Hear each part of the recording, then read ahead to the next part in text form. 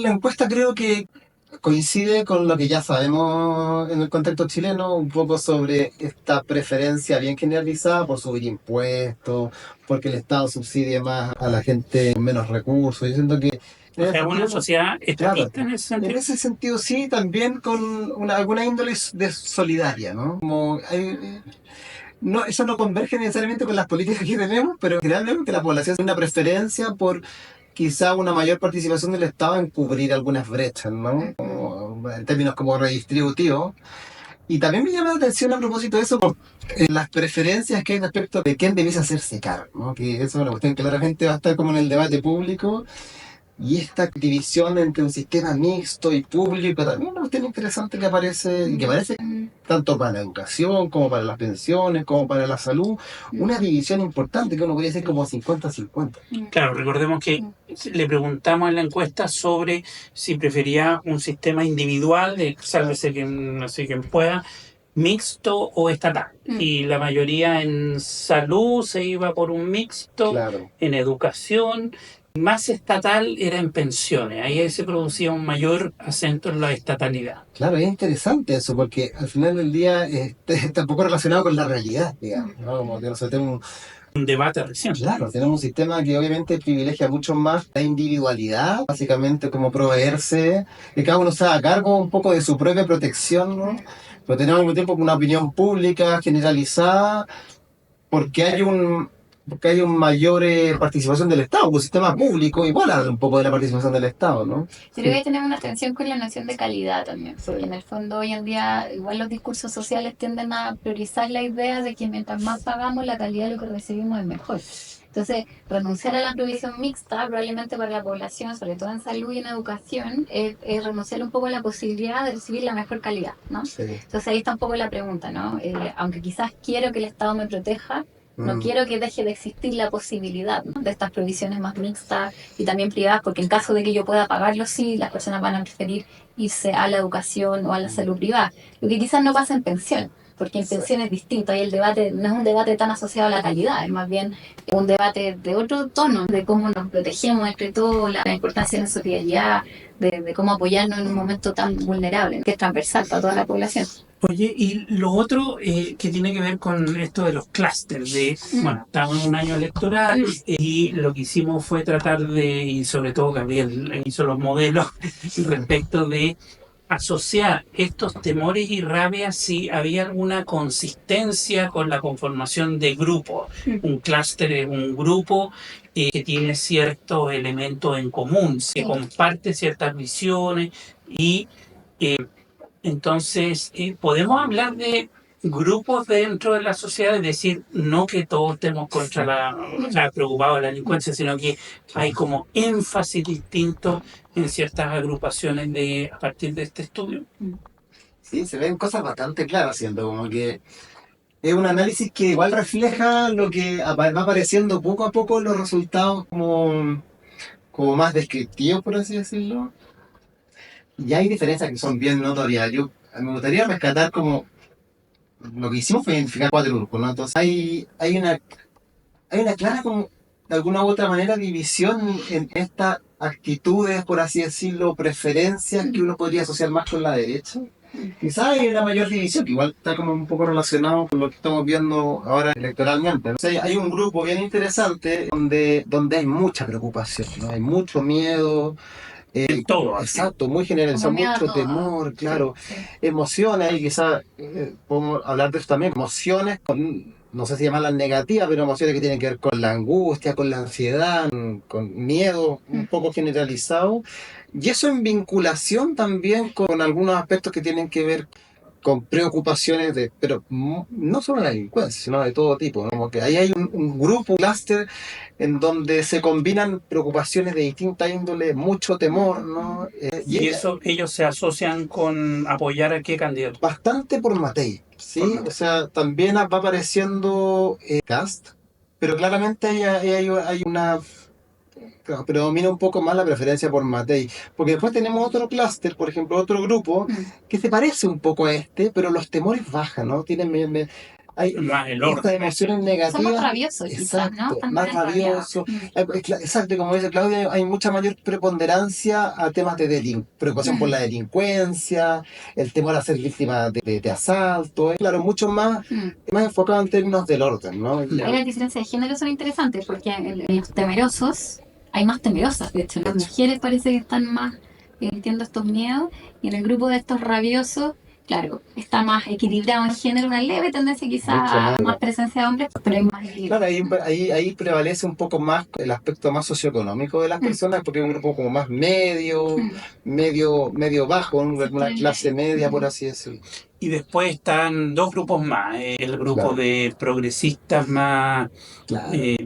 ¿cómo le dijimos? Están más tranquilos, ¿no? Están Como más que sus vidas tranquilos. personales. Hay un grupo, claro, que está mucho más vinculado a emociones positivas, es un grupo más feliz, más tranquilo, menos preocupación también. O sea, hay un grupo que Con más esperanza, con quizás. más esperanza, claro, y que es un Pero que grupo le preocupan cuestiones más estructurales, fíjate, como el el clima. clima, la situación como más la desigualdad, la discriminación, quizás como preocupaciones como más de estructura El uso de social. la fuerza por parte del Estado, por ejemplo, Claro. que es un tema que a diferencia del otro grupo Claro. obviamente no está presente.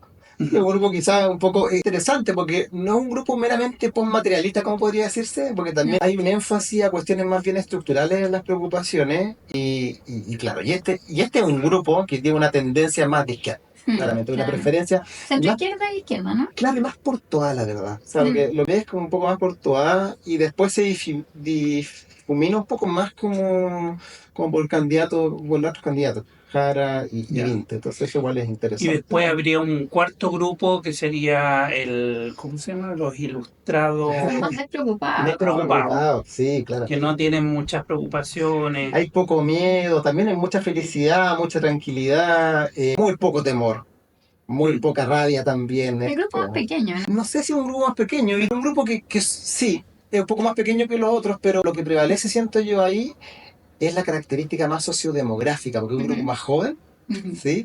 Y también con mayor nivel socioeconómico. Entonces son Ya. como jóvenes que probablemente están bien insertos en el mercado laboral, Han que tenido tienen más buenos ingresos. oportunidades, quizás. Claro, como quizás un grupo más privilegiado, que por lo tanto uno podría asociar uno podría entender por qué hay menos preocupaciones, por qué hay menos miedo y hay un poco más de tranquilidad, ¿no? Y esto nos podría hacer pensar que la sociedad, más que verla como dos polos, por ejemplo, Claro. que se ve el polo duro que quiere la seguridad y el polo, llamémoslo ñoñoíno, en realidad la sociedad es Mucho un más. poquito más compleja. O Sí. sea, hay más cruces hoy día operando que no estamos mirando, ¿no? Hay muchos matices. Yo creo que hay muchas cosas que son transversales también, que no hay que olvidarlo. O sea, como por ejemplo el tema de la delincuencia, el tema del narcotráfico, son cosas que están como bien Claro. instaladas.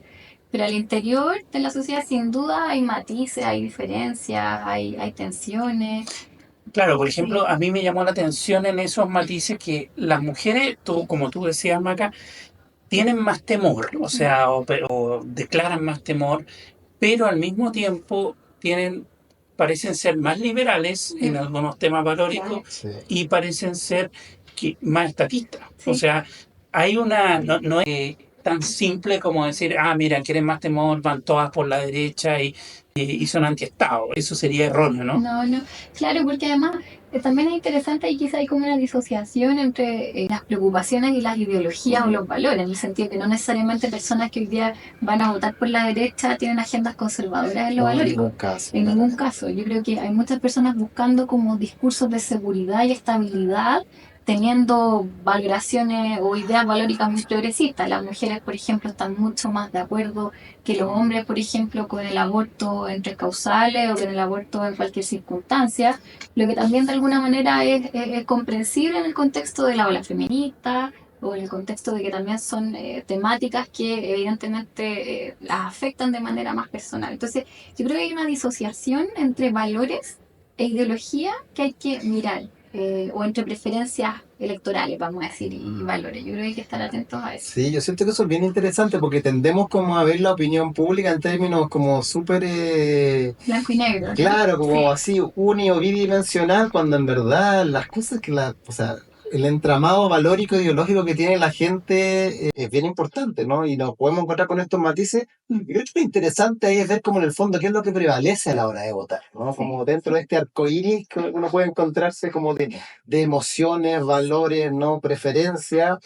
Al final del día, ¿qué es lo que hace una persona tomar una decisión Sí. que aparentemente puede ser contradictoria, pero no lo es? Es como al final del día, ¿qué es lo que está predominando en un momento vital de la persona? Sí. Oye, el último, más que, o sea, para salirnos un poquito a la encuesta, ¿por qué y es posible estudiar las emociones?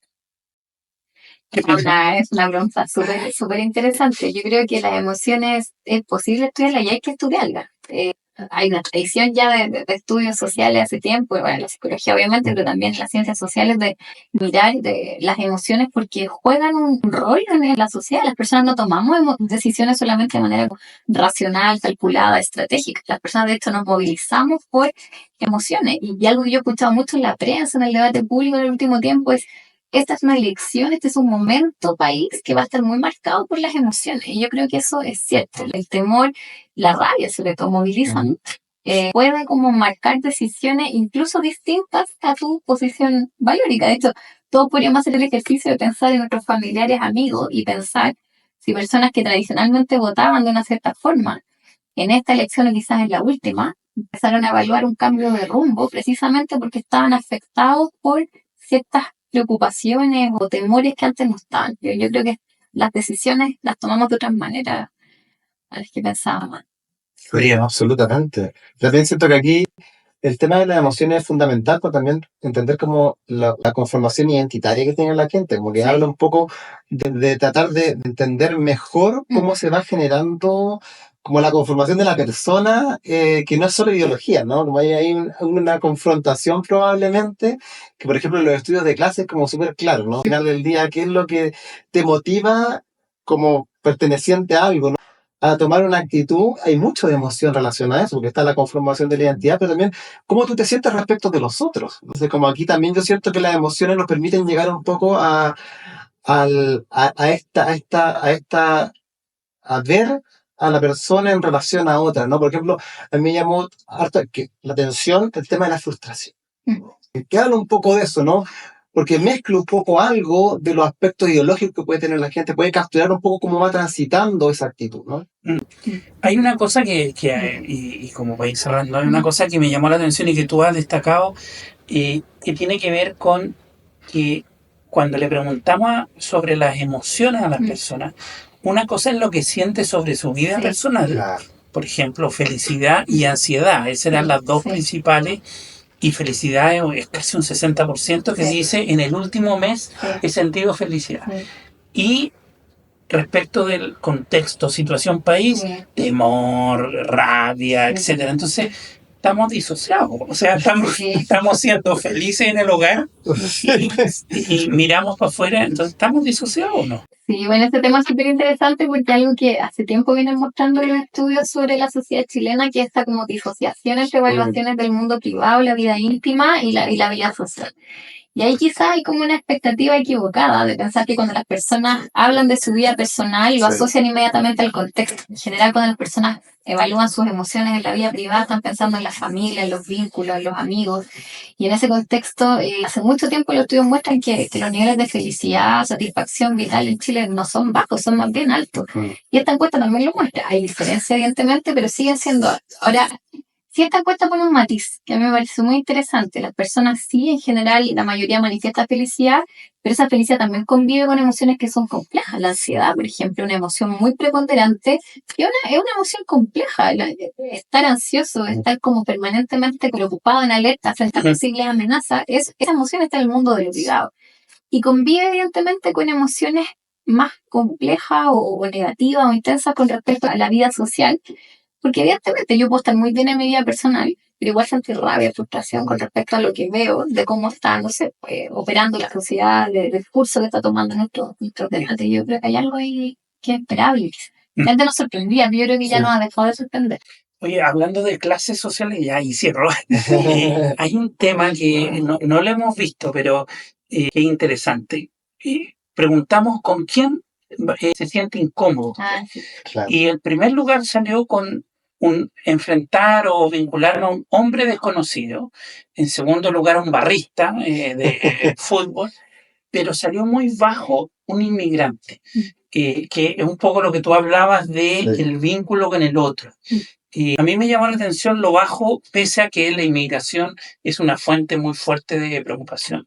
¿Cómo lo Sí. interpretáis? O sea, yo lo interpreto en términos de que quizá la figura del inmigrante está más, es más confusa en esos términos, porque uno podría pensar que si empezamos como a dividir o a preguntar por distintos tipos de inmigrantes, yo creo que así podríamos eventualmente ver mayores diferencias, porque efectivamente en algunas otras encuestas sí se ven claramente esas diferencias. O sea, el contacto con distintos tipos de inmigrantes genera un tipo de sensibilidad distinta.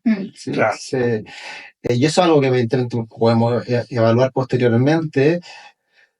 Pero claro, ahí yo creo que también podría ser interesante como ver quizás intersecciones que puedan suceder entre elementos como más de clase, más de etnia, más de raza, que igual serían interesantes de ver en el futuro. Fue interesante porque pensaba que la incomodidad muchas veces se asocia como a lo desconocido, ¿no? Sí. Y aunque el fenómeno migratorio ha generado mucha como tensión en las vidas cotidianas y en la convivencia, también nos hemos ido acostumbrando también a la figura de los migrantes y esos contactos también han ido generando, a pesar de que también sabemos que existen altos niveles de xenofobia, también van generando aceptación, tolerancia, porque yo empiezo a tolerar y a respetar a quienes conozco también.